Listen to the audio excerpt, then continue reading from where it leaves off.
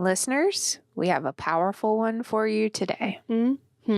Today, we interviewed the Pelletiers, who is a couple that actually, they hosted an Airbnb for our executive producer, and they're like, oh, we've served with 518 before.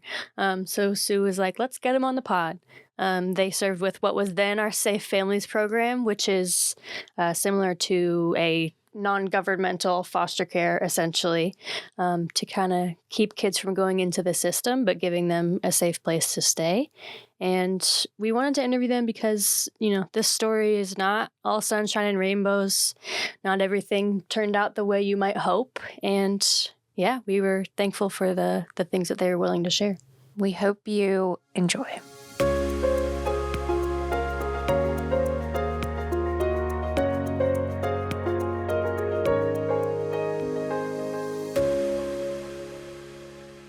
So Taylor, the living room is full. It's full. We have 2 guests. First time we've ever had 2 whole guests. Yes. We are whole. Yes. Well, And praise God for that. Yeah. Our bodies, maybe not our minds. Yeah. Well, please tell us who you are.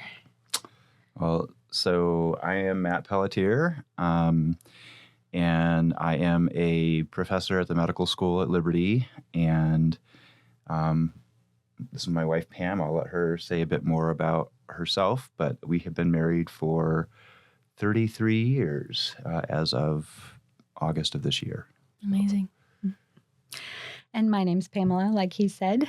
And let's see, I was a stay-at-home mom for many years, and we moved here to Virginia in 2013.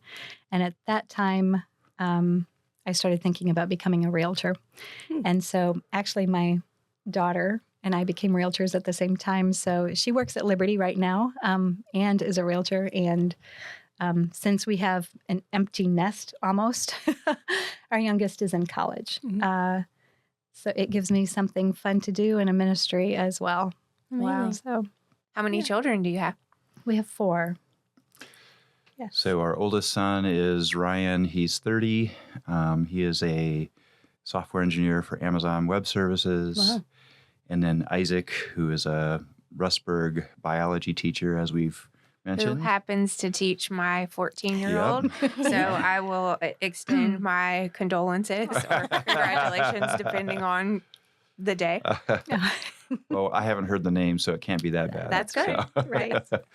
And then our daughter, Cassie, is 26, and she, wait a minute, is she 26? 25. She'll be 26. You're making in her April. older. I am. And she is an administrative assistant at the medical school, does realty, as Pam mentioned. And then our youngest, Eli, is 22. He's a senior computer science student at Liberty. Wow. Wonderful. So he's the one that's still kind of home, but most of the time he's not. Nice. He stays on campus. Yeah. So you moved to Lynchburg, or did you move somewhere else in Virginia in 2013? So we actually got married as Liberty students, Oh, wow. and then we left here. I was an elementary education major, and we left here to go to Virginia Tech so he could get his PhD. Then we left there and went to Cornell, and then Matt taught at a small Christian college. He taught biology classes for 14 years. And then in 2013, he was offered a position at Lucom. Cool. So we brought all of our kids here.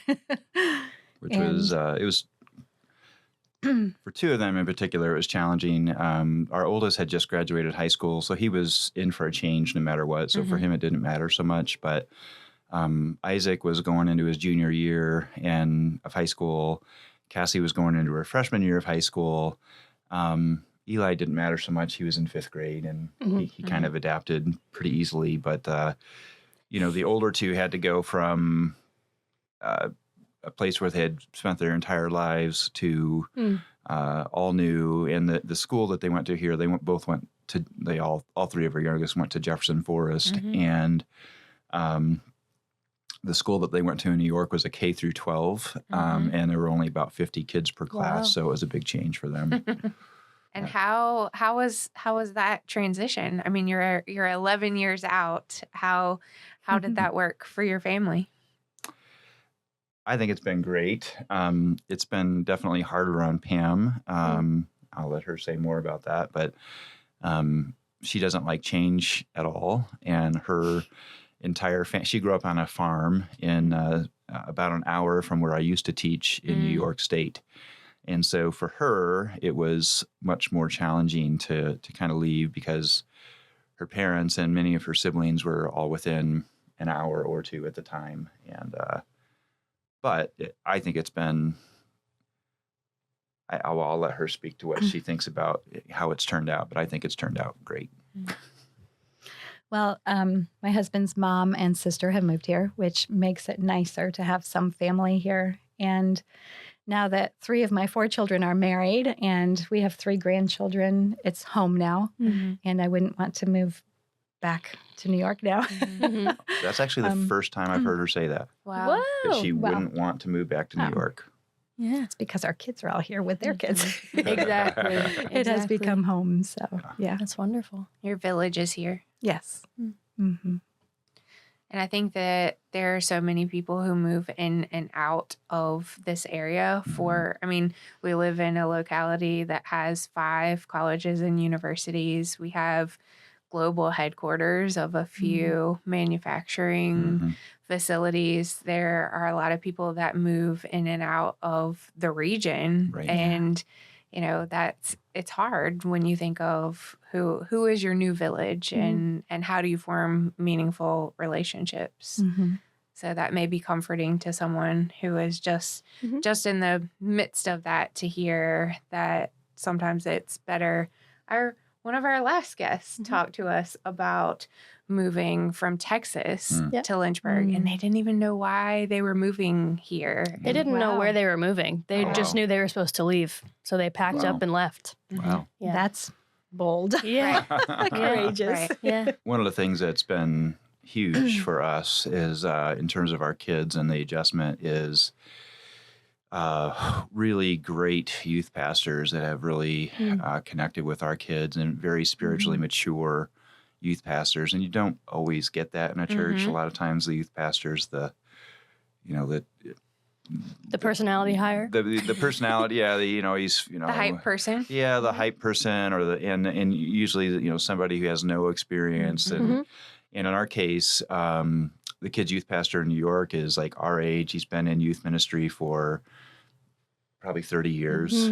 Choosing youth. Yes, choosing youth. Not just taking the job because it was the only one. That's It's not a stepping stone. It's his career. Exactly. And then when we moved here, we had another Buck Romero who is at Bedrock Lynchburg now.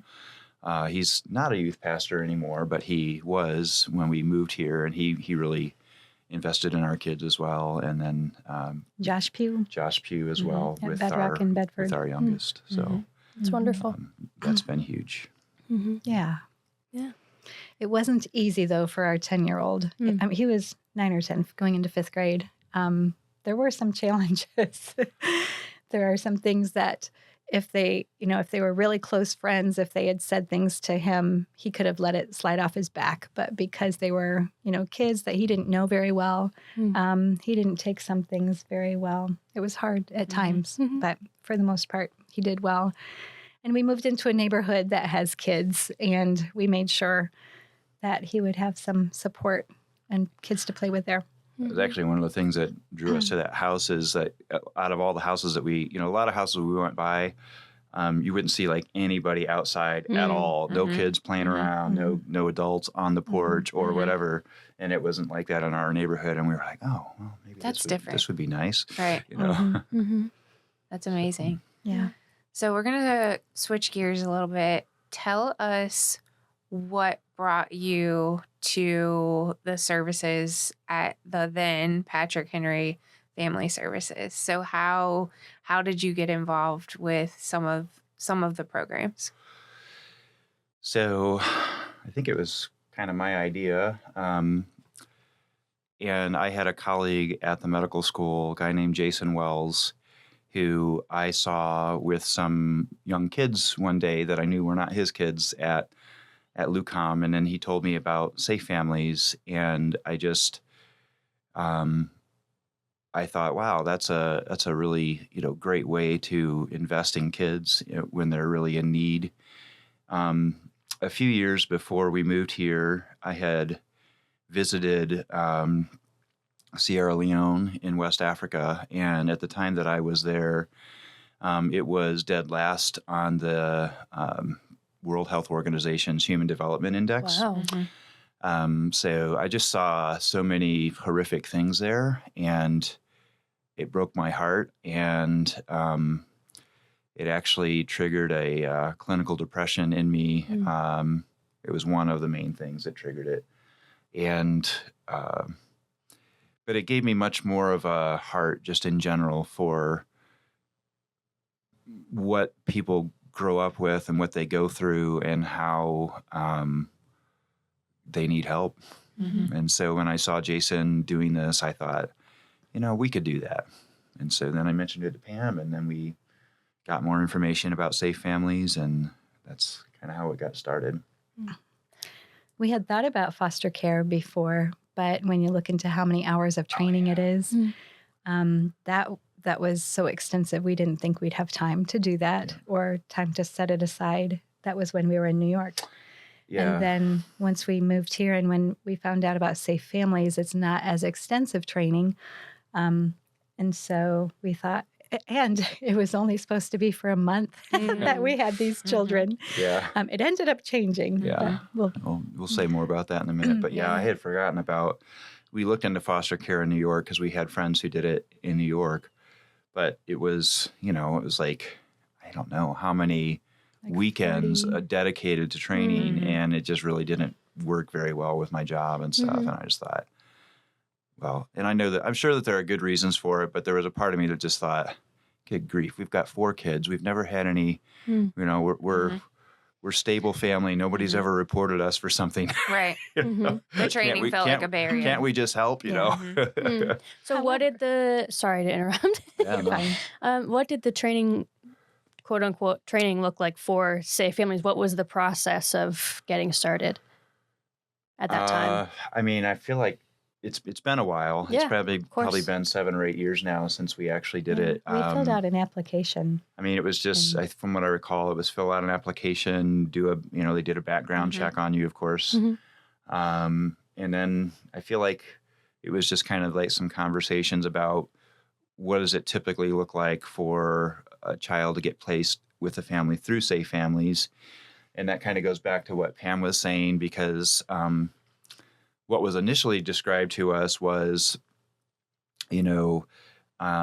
safe families tries to act as a bridge to be preventative in a sense, so that a parent who is struggling often reaches out to safe families prior to something catastrophic happening and them losing their child into the foster care system. And so we had originally, at that time when we were asking about it, I think they had said it was like, the average stay is like 2 weeks or 3 weeks or something like that. But in our case, we ended up, it's more complicated than this, but basically we ended up having those kids for about a full year out of about 1.5 years long time frame. So they were kind of in and out because the mother had issues and relapsed into some of the behaviors that had led to the kids being taken from the home to begin with. So it was extended. So we'd like to hear whatever you feel comfortable sharing. Start with the good. What was the good of being a safe family? The kids were very lovable. I remember we met in an Arby's parking lot. The first time there was like a go-between person, safe families person there. We did not meet the mom initially, but they came into our home and we enveloped them just like they were one of our children, read them stories, fed them, took them places. One of the boys was in school. The other one was 2 years old, and he was just learning to speak at that time. He was not potty trained. Throughout the time that they were with us, we have great memories, and then we have some that are like, wow, what happened? But it was good to see them grow and mature. But as time went on, we heard like the older one, he was 8 years old when they came. So an 8-year-old and a 2-year-old, they were half brothers. I believe they had different dads.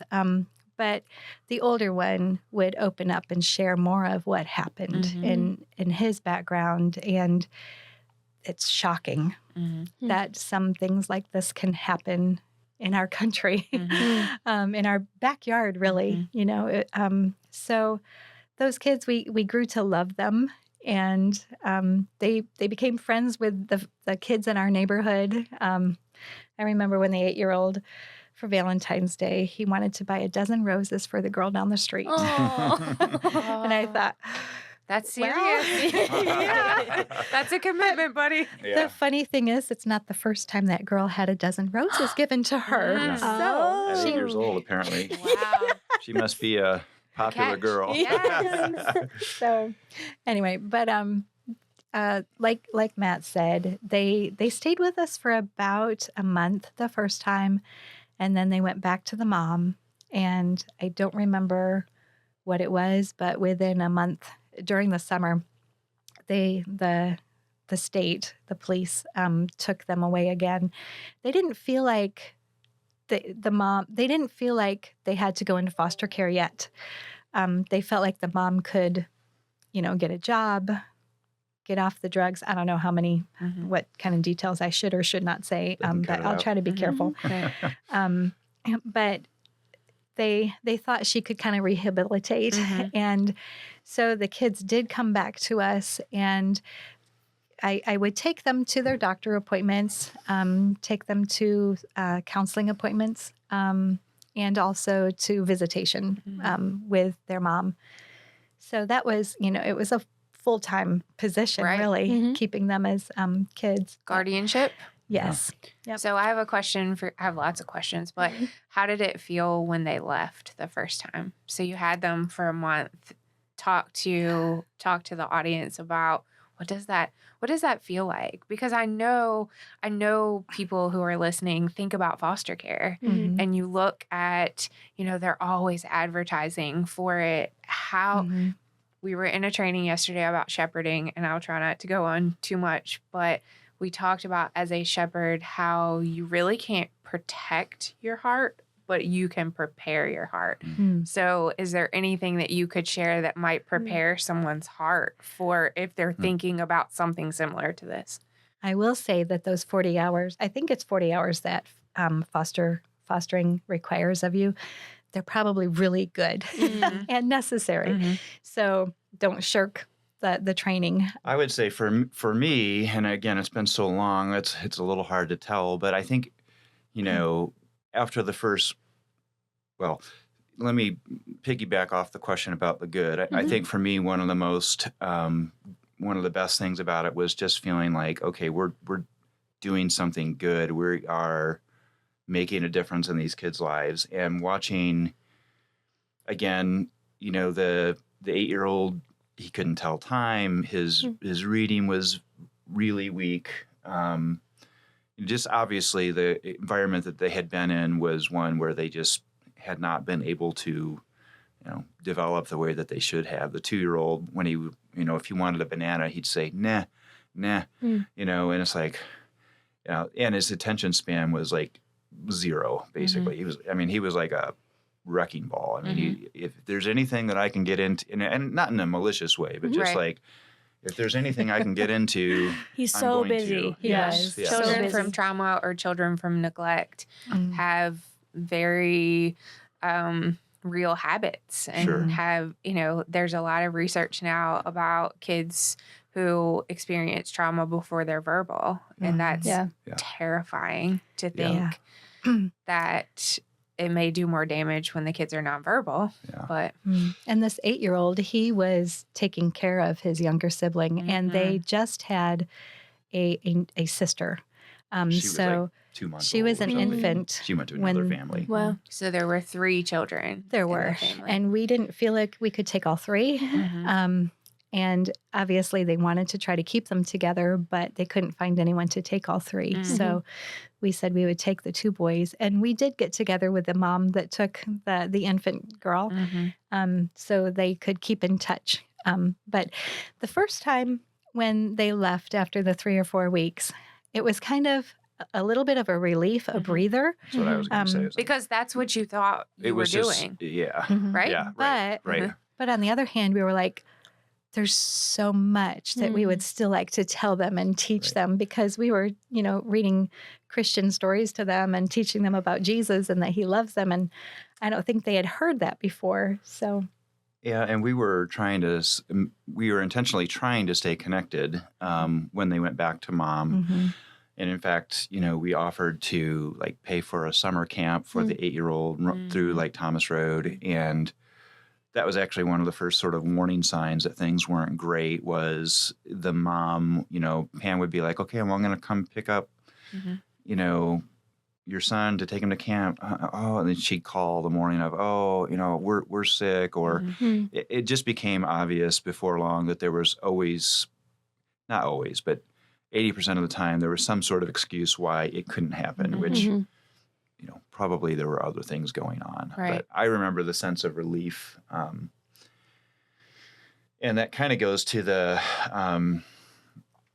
the good, the bad, and the ugly. And the bad was, not really bad. It's just, it was so hard. When you go from, you've got basically 3 children that are either out of high school or almost out of high school. And your youngest is, he's 22 now. So he would have been 14 or 15 when I think he was 9th grade, maybe. when they came into the home.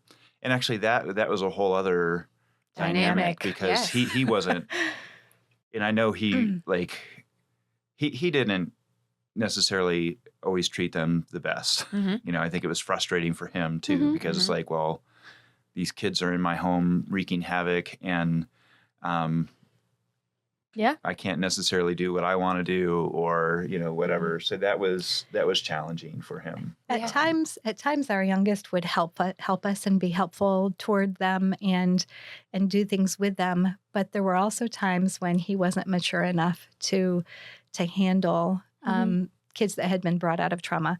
And when I say brought out of trauma, it's also traumatic for them to be in our home. Right. Even though we have a pretty stable home. Being with you is a trauma. Yes. Exactly. Yeah. So, Wow. And it was hard on the dynamics of our youngest with us and with the 2 new boys in our home, Yeah. And, again, so we would have been in our, mid 40s or so when this happens, and to suddenly have a 2-year-old in your home when you're in your mid 40s. And your youngest is 14. And your youngest is 14, and not just any 2-year-old, but a traumatized 2-year-old who is underdeveloped and very hyper and not potty trained or anything. It was hard, especially after they came back for the longer extended stay. And in fact, to be just completely blunt, by the end of their second stay, we were just butting heads like crazy. And I'll never forget the sense of, oh man, you're in trouble. You need help. And I remember what triggered that was having the thought, well, what would life be like if Pam and I weren't together? And which is a thought that I would have immediately dismissed at any other point in time up to that point in our marriage. We've been married, 27 years or whatever. And I realized that I had pondered that thought for probably about 30 seconds or more. And I was like, this is not good. This is not okay. That's not healthy. No. And so we ended up getting counseling actually through 518. And now it's all just, rainbows and... Of course. Because that's how every story ends. No, but it was actually really helpful for us, and it got us back to be much more solid in our, our marriage. And I haven't had any thoughts like that since that point in time, and hopefully she hasn't either. She's always said, "It's till death do us part." She'd kill me before it. I think we cut that part. Yeah.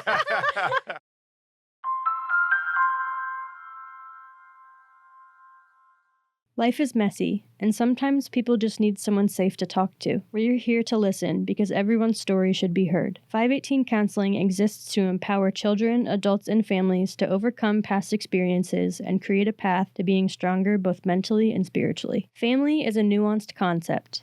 518's family care team brings simple solutions to complex situations through professional intervention, interpersonal support, and parenting education. We strive for an outcome of mending families and keeping children safe. 518's Connect team equips and empowers volunteers with the training and support to serve confidently by matching their passions with opportunities. Our outreach is targeted to build partnerships with individuals, churches, agencies, and businesses. At Hat Creek Camp, we provide exceptional camp experiences with careful attention to the needs of youth, encouraging campers to grow through trust-based challenges and successes. It's a place to build relationships, inspire change, and transform lives.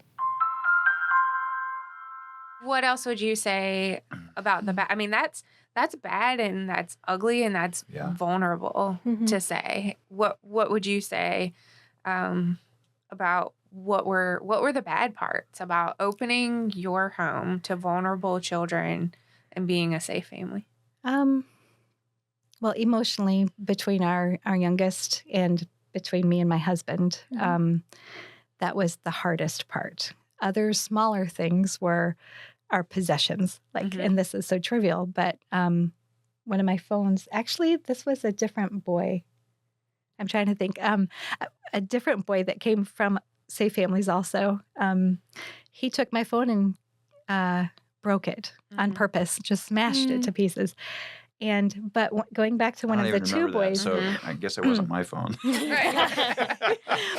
But one of the two boys that we had, he took it was our daughter's watch, and he gave it to the girl, down the road. Apple Watch. Little Romeo. Yes, My goodness. Little Romeo, too. Yes.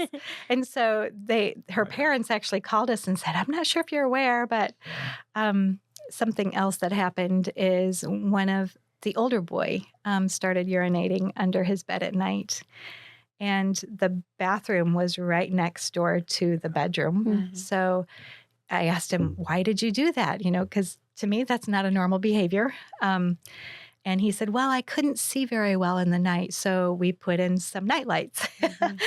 And then when it happened the next time, "Why did you do that?" And it just happened over and over and over. That was just so really we difficult. Replaced basically all the carpets on the second floor after this was all over because it just needed to be done. It was pretty bad. Yeah. So, but that wasn't as hard as the emotional part, really. But even things as a parent of 4 children, you thought, I can do this. I know potty training. I know. Sure. But when you are parenting or you're fostering someone else's children and you don't know what they've gone through and you don't know the trauma, you don't know how it's going to materialize or manifest. Right.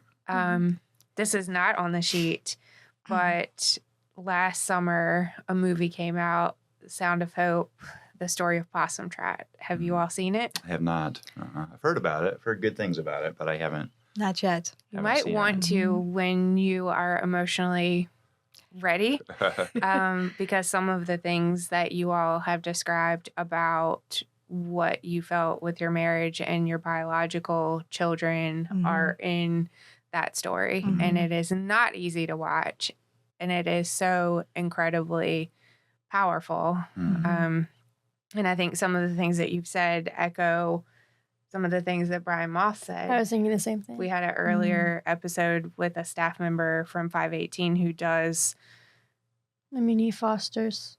Oh, do you mean his position? Yeah, what is it? Adventure-based mentoring. Adventure-based mentoring. So he has a trauma-informed background, but he fosters and has biological children. And he was talking about how he has to have different conversations with his biological children than he does with his fosters about behavioral expectations. There's a and- different grace that the foster kids get that the biological kids don't, because so that's hard for them to understand. Yeah. Because like, well, why do you let them get away with this? Right. Yeah. Right. That's understandable. And there are so many things in that movie. And I think once we know better, we do better. And now that there is more out there about trauma-informed and ACEs, the adverse childhood experiences, there are reasons why the kids that you fostered, the kids that came into your house as a safe family, there are reasons why lots of kids act that way. Sure. And how important it is that we do prevention work, because it is so much easier and so much better to prevent it than intervene in it. Absolutely. I would have loved to know how to prevent that. Yeah. But the urinating under the bed. It's Right. like, your complete bladder in the night. It's like, okay, you went to the bathroom beforehand too. So, but our older kids did great with the two foster boys. I call them foster boys, but though it was through Safe Families. Of course, and those kids loved them because, they played well with them. Even though they weren't home most of the time, when they did come home, it was like, big brother, big sister coming home. And that was always good. Actually, have a picture I remember of the 8-year-old, like day 2 that he was in our home. The first time Isaac took him fishing at a pond around the corner, and he caught this big bass. And I still got that picture. And the 8-year-old just smiling as big as can be. So, yeah, the hardest part, I think, was just, it was just physically and mentally exhausting. And I think that led to a lot of our, frustration with one another. It's like, I don't want to do this right now. I need to veg out. And like, well, so do I. And, and, to be fair, I'm sure that Pam did more than her fair share. She probably has a lot more reason to beef than I do about that. But one thing that was very helpful was respite care.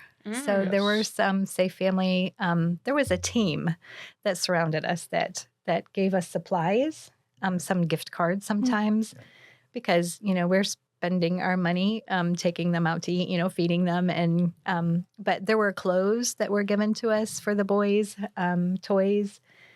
And I remember our daughter, I think, was graduating. We had a graduation party for her. And the party was at my house. I feel like I always have to do everything, from scratch and cheap as. And that's just me. I'm part of a personality flaw. But I was just going crazy. It's like, having the little ones there, and then trying to get the graduation party ready for my daughter, and being kind of emotional about that. Some things, come along with that. Of course. So, but we were able to call Safe Families, and they immediately got someone that could come and pick them up that morning and take the boys just for the day. It's amazing. I would have loved to have them with us, but it was just too much for me at that point. Well, and actually, I'm having a slightly different memory than you, although I think what you said is true as well. But I think that either the second or the third time that the kids came back to us,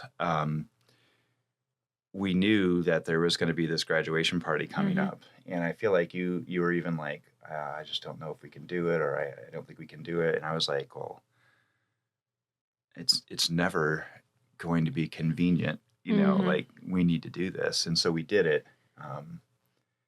But yeah, it was, I would say the single biggest thing for that would have helped us is more respite care. Like if we could have had, now I'm sure that there's balancing the needs of the hosts and balancing the needs of the kids, because you don't want to be sending the kids off to some other random house every weekend or whatever. But, even if we could have had, one night a month with no responsibility, that would have been huge, because it was just so draining.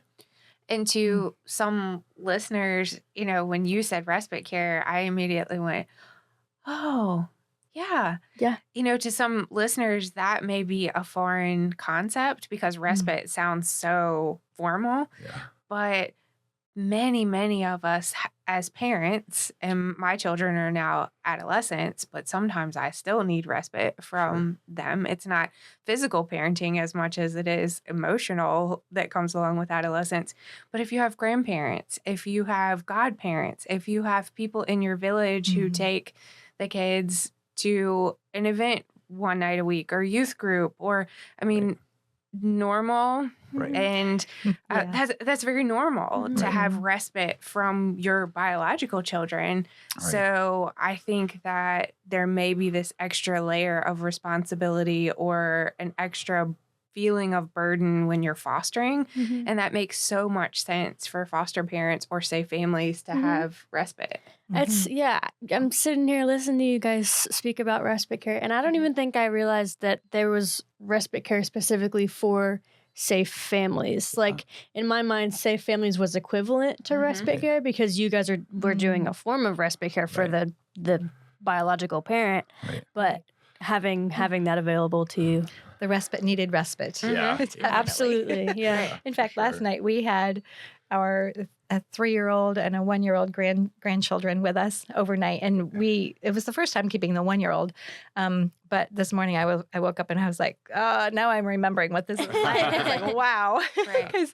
And we had our 7-month-old grandson. She had him all day as well. Oh, wow. And so, yesterday. it was kind of a reintroduction to watching, little ones full time for a day. Yeah. Which is a complete and total blessing, but you're reminded of how physical it is to watch over and keep You safe. got to be focused and dialed in. Yes. And I was loving it at the same time. We planned these sleepovers with our grandchildren. So, but I was just getting a cold at the same time. So it was just bam. But it is a blessing. And we are very thankful to live in a community where our kids are here, where Safe Families is here. It's an awesome program. There's also Miriam's house? I'm not exactly sure. House? Isaiah, yes, thank you. Isaiah, is it 5? Where foster care starts differently. That is, I have not actually been there, but to have a go-between from when the children are taken from their family and put into safe families or into foster care, that is huge, because at one point, the kids that we're talking about, they were taken away again, and they came and asked us first if we would take them, and we had to talk about it. It was after that year, and we weren't sure. And so those kids, I don't know where they were, but I'm so thankful that the Isaiah house is here now. Isaiah 1:17. Thank you. I knew there was a chapter and verse.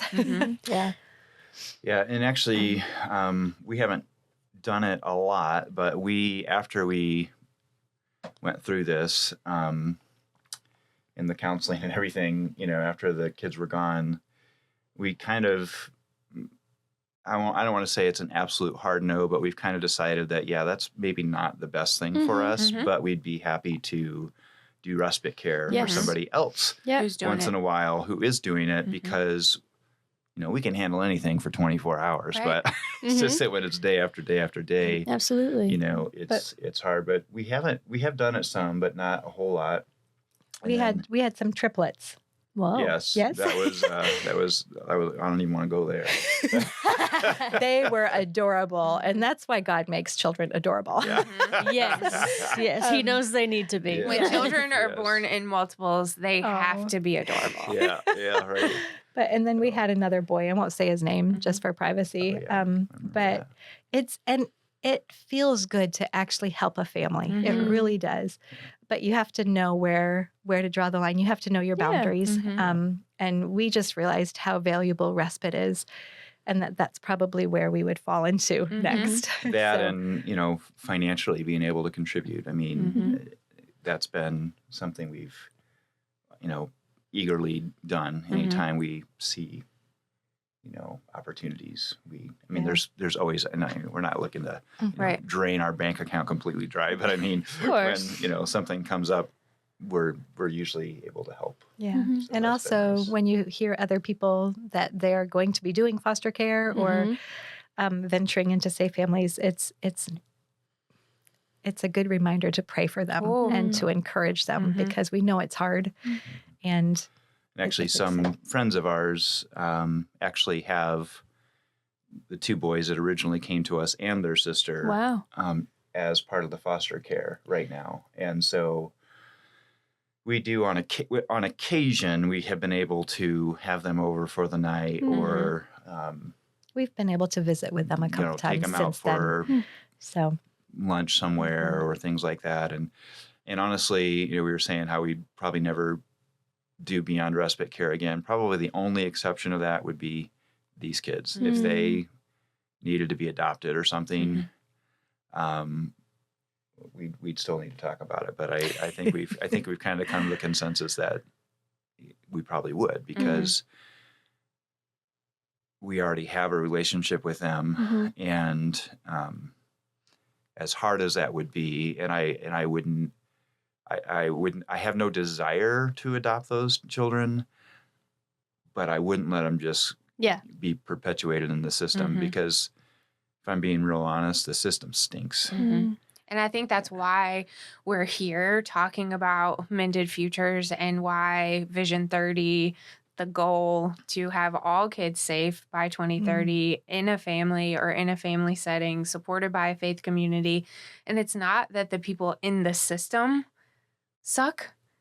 The system is so broken. So broken. And It's it's flawed. so Overburdened. overwhelmed. It's so overwhelmed and overburdened. So there was a point at which the guardian ad litem, the person, advocating for the children, Right. met with us in court. And I did not testify in court, but someone else from Safe Families did. And we were encouraging the court to have the kids go back to their mom. And it was really hard to be in there. The person from Safe Families was very direct, very honest about everything. And the guardian and so we were saying, okay, yeah, the mom still has some areas to improve in, but she has been doing so well. She got a job. She's not doing drugs right now. She's going to church. She's going to a not an Alcoholics Anonymous, but a group. A support group. Thank you, a support group, yes. And so I was even advocating for her to get her children back, and because that's the goal. That's yes, always, you're right. yeah. Right. We want the families to be together, and every time we saw them together, we could see how much the children loved them and how much she loved her kids. But this addictions to drugs, it destroys the person and the family. And I think we're going to see a lot more of it as, drugs are just so prevalent in our society. Right. But that guardian ad litem, he told me face to face, he said, she is not ready. And I didn't believe him. And he was right. And he was right. Wow. Probably was 6 weeks later they were back out.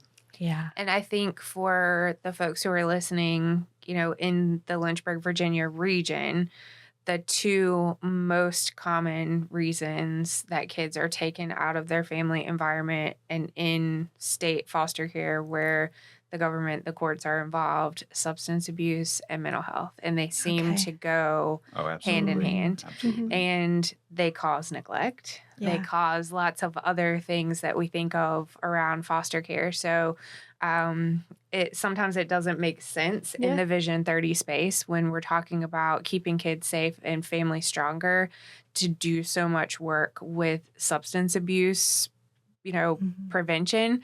But that's one of the best ways that we can keep families together, keep families stronger, is really prevent substance abuse, because you've seen how hard it is to intervene. And I think with both of those things, when someone is struggling so deeply with addiction and mental health issues, you're not dealing with that person themselves. It's when addiction becomes bigger than the person, and that person is no longer recognizable, Right. that, maybe it is time to call it. That's heavy. Yeah. So totally switching gears to Okay. the topic of the podcast and, kind of closing things out here with, let's reflect on the idea of mended futures. Are you all, answer this individually, are you the product of a mended future? Are you are you a healed part of something that happened in your family generationally? Have you ever thought of, are your children mended futures? Are there any things that could have been generational that you didn't pass along to your children? Have you ever thought about that? I haven't given it a lot of thought, but I will say that, I grew up in a stable family. My mom and dad were married for 50, I don't know how many years. My dad got Alzheimer's actually at a young age. Young meaning like 60-ish. That's young. She cared for him for another 16 years or so. I have great examples in my family. Mm-hmm. Certainly not to say that, my parents were perfect or Of course. anything, but I always knew I was going to be safe. I didn't have to worry about, being abused by my parents or neglected or anything like that. I was very well supported. I would not say that would kind of fit that mended future for myself. I mean, we're all sinners, so there's no perfect family. But I grew up in a farming family. I was one of 6 children, and I do not have abuse in my background. I do have a father that didn't really talk to us. He worked. He was a farming family. You worked together. You didn't really. In our family, we didn't really discuss things. In fact, one of the things that drew me to Matt was he would actually talk about the Lord and talk, and I liked that. So, it's there are things in all of our backgrounds. I think it's to what extent are we dysfunctional? Of course. and my parents always took us to church. So I grew up in a good family. And I feel like every individual and every couple tries to do better than their parents did. Yeah, and I would say actually related to that, again, not abuse or anything like that, but I always knew my dad loved me mostly because he would spend time with me. He would come to all of my athletic events, and he would we'd do a lot together. We'd play sports together and things like that. But if you ever thought about, I never had, I would say I could count on less than one hand the number of actual meaningful conversations about life that I had with my dad. And that's one thing that I think and hope I've done much better at, is having, real open conversations about things that matter with my kids.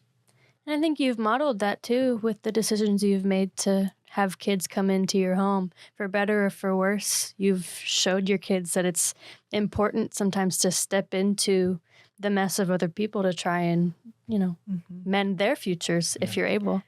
I think it was good for all of our kids, even the youngest one, to see and to model that in front of them. And I think we have been blessed with awesome children, and they've they're all right. Don't rank them here while we're on audio. We have do that actually when we turn it off. We've actually had other adults come and say, what did you do? Or because we do have great kids and they're following the Lord, and we're happy about that. And it's it's not us, it's God. So we probably had something to do with it too, but yeah, ultimately, you Worked never know how pretty your hard. kids are going to turn out. And, I'd like to think that, we did a lot of things right, but I know we did a lot of things wrong. And I know there's a lot of parents out there who do a whole lot of things right, and they don't get the same outcome. But I think it was really great for, it's one thing to, everybody knows that there are kids out there that are neglected or abused, but there's something very different, though, about developing a relationship with such a kid and hearing from their mouths how, their mom's boyfriend was beating her, and I jumped on his back and he threw me across the room, and a gun was shot in the house, and I feel like for our kids to hear that, in fact, I know, because they kind of have said to us, man, we had no idea how good we have it. Mhm. Mhm.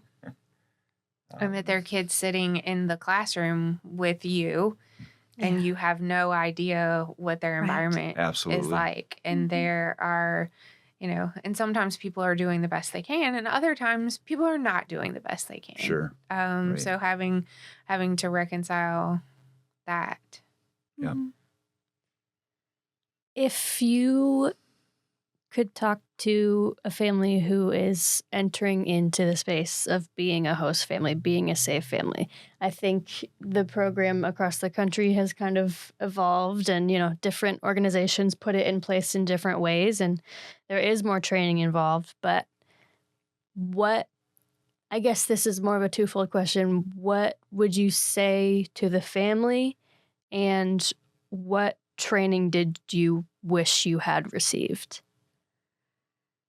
Well, I would say congratulations and thank you so much for filling a spot that is so needed and should be valued so highly because it's so necessary in our society right now. I would say also that develop your support group. If you have certain friends, that you can rely on for prayer, for respite, make sure that team is there before you start. That's I my was gonna say, suggestion. buckle up. Yeah, that too. But I would also say I have the most profound admiration for people who adopt and foster and even do safe families, because it's very hard. It is a great example of self-sacrificial love, and I just think it's phenomenal. I'm very, very thankful that people do it. Yeah. Thank you for sharing your story. Thank you for sharing your home in different ways. And I'm sure this will motivate people as we think about, where are you on the river? Are you going upstream? The least we can do is pray for people who are trying to decide, people who are opening their homes. But we could also be the village, like you described, Pam. There were people that were providing gift cards. There were people that were helping you with respite. There are so many things that we can do as everyday people. Yes. Absolutely. And I want to just encourage and thank you guys for the involvement you've had in whatever capacity. Some people might look at this, and if people were in your situation, they might be like, "Oh, like we failed. We couldn't keep these kids." But it's not a failure. It's exactly what you had the capacity to do, and the Lord was with you, and He healed you, and to step in any way is worthwhile, and it counts, and it matters. So thank you for wanting to continue to be involved. You're welcome. It's messy. Reminds me of a book title that I read a long time ago. I don't remember the author or anything else, but the title was, "If you want to walk on water, you've got to get out of the boat." I was just thinking that. And you got out of the boat. You have to get out of the boat Yeah. sometimes and stretch yourself. So. Possibly something that might help is a counseling session once a month. Yeah. For the family, for the family that takes in the safe I families. hadn't even thought about think that, that would but be I think that's huge. great. Yeah. Absolutely. Not just us, but the whole family. Anyway. Yeah. But The thank impact you. that it will have on the family. Yeah. We don't regret any of it. No. We're thankful that we were able to do it, and It was good for that us. we did it for a time. Ultimately. And who knows if something changes in the future? You never know what's going to happen. Right. It's You true. never know. Thank you for listening to the Mended Futures Podcast, hosted by Allison Jordan and Taylor Melvin, produced by Liam Chafin, Sue England, Allison Jordan, Robert Day, Sully Jugar, and Taylor Melvin. You can find us on YouTube and wherever you get your podcasts. If you enjoyed today's episode, be sure to like, share, and subscribe to see more.